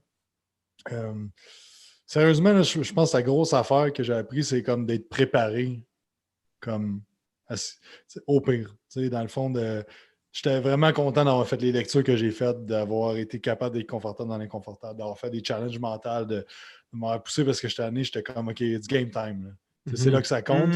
Fait que c'est vraiment ça que ça m'a appris cette année, l'importance de continuer puis même d'en faire plus là, des choses pour agrandir la zone de confort, pour que peu importe ce qui arrive, puis c'est pas nécessairement entreprise, là, je veux dire, quelqu'un dans ma famille peut mourir, moi, je peux perdre un bras, il y a plein d'affaires pires qui peuvent arriver, puis c'est ça, puis d'être capable d'être résilient à travers tout ça. Ouais. C'est beau de s'en rendre compte, en tout cas. T'sais, dans un moment comme celui-là, puis de se dire, ouais, ben, je suis pas mal plus résilient que ce que je pensais. Puis ça donne un sens aussi à tout ce que tu fais présentement, puis à tout ce que tu as fait aussi avant. Puis de dire que ce que tu fais présentement, mais c'est peut-être un petit peu plus important que ce que tu pensais. Ah, puis tu sais, je dis pas que j'étais le gars le plus résilient non plus. Là. J'ai eu des bouts que j'ai fait de l'anxiété, ça m'est jamais arrivé de la vie. Comme... Mais c'est ça que ça m'a appris quand même. Que j'étais comme, OK, si j'aurais pas tout fait ça avant, j'aurais brisé cette année. Là, ça aurait été vraiment top. Ouais, peut-être aussi que ça nous permet d'avoir de la compassion pour les gens qui n'ont pas ces pratiques-là ou qui n'ont pas utilisé toutes les 10 dernières années pour apprendre sur eux-mêmes. Ouais, ben, j'ai vraiment de l'empathie et de la compassion pour eux parce que ça doit vraiment pas être facile ce qui se passe présentement. Peut-être terminer sur comment les gens peuvent te trouver sur les réseaux sociaux, Internet, Quantum Training. Ou si tu as de quoi à offrir comme présentement là, dans ce que tu... Ouais. Écoute, je n'ai pas rien à offrir. Dans le fond, c'est une bonne question, mais j'ai une formation gratuite qui roule pour les entraîneurs sur notre page Facebook. Une formation sur comment monter des plans d'entraînement à la maison pour l'hypertrophie. Si ça vous intéresse, c'est gratuit. Formation de 50 minutes. Mais vous pouvez nous suivre sur Facebook, Instagram, Quantum Training, YouTube, Quantum Training, le podcast Quantum aussi. Puis, dans le fond, personnellement, Jacob Hamel, j'ai un podcast aussi côté entrepreneuriat qui s'appelle Dumbbell et Domination. Je fais un épisode par semaine, puis je fais un épisode par semaine des 2 podcasts. Et c'est pas mal ça, quantumtraining.ca aussi, toutes les infos sont là. Parfait. Nice. Ben, merci, c'était vraiment un plaisir. C'était Ah cool ouais. d'échanger avec toi. Mhm. Merci à Puis vous autres. ça serait cool qu'on mette ça puis qu'on se fasse une petite baignade un moment donné. Oh, Ah yeah. Travailler ouais, la ouais. résilience. Ah ouais, ben ouais. Ouais, cool. Merci, Jacob. Ah ouais, merci à vous autres. Ouais.